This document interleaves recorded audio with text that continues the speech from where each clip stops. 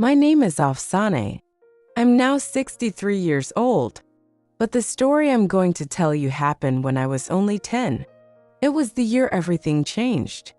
The year I lost my childhood, but found my strength. I grew up in a small village in northern Iran, surrounded by rice fields, whispering trees, and the constant sound of birds.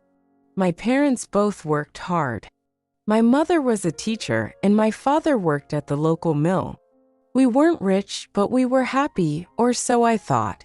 Everything changed the day my parents had to leave the village to attend a funeral in another province. I was too young to travel far, so they left me in the care of my grandfather. I had always known my grandfather to be a strict man, tall, with a furrowed brow and a deep voice that shook the walls. He wasn't warm. He didn't believe in hugs or bedtime stories. He believed in silence, obedience, and teaching lessons. The first night I stayed at his house, I spilled some water while pouring tea for him. A simple mistake. But the look in his eyes, it was like I'd committed a crime. He grabbed my arm and pulled me aside. He didn't shout. He didn't hit me, but he squeezed my arm so tightly that I gasped. His words were colder than the winter wind. "Little girls who make messes grow into useless women," he said. That sentence etched itself into my mind. Each day became more unbearable. I was walking on eggshells. If I didn't wake up early enough, he'd slam the cupboard doors.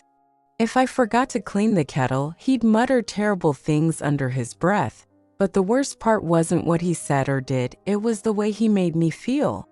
Like I was small. Like I was a burden. There was one evening I'll never forget. I was sweeping the small yard when the wind knocked over a flower pot. It wasn't even my fault, but I ran inside to tell him before he saw. I thought honesty would help. Instead, he grabbed the broom from my hands and threw it aside. His voice was like thunder. "You can't even do this right." I remember trembling. I remember screaming, not because of pain, but from fear and helplessness. My cries echoed in the walls, but no one came. I didn't sleep that night. The next morning, I woke up with a plan.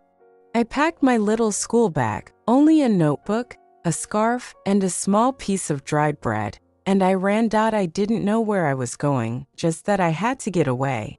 I ran through muddy alleys, past the bakery, across the bridge. And finally, I found myself in front of my grandmother's house, my mother's mother. She opened the door and immediately knew something was wrong. She didn't ask questions. She just held me. Her arms were thin but strong. I sobbed for what felt like an hour. And when I was done, she said, "You are safe now, my little bird." That day, something inside me shifted.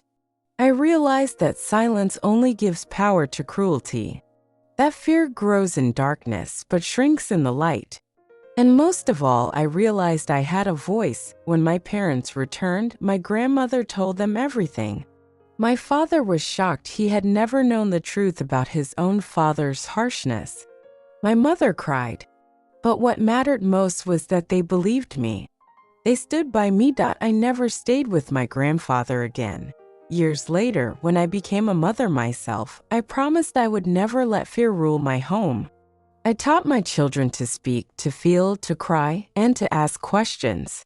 I told them about my past, not to scare them, but to show them the strength that grows from struggle.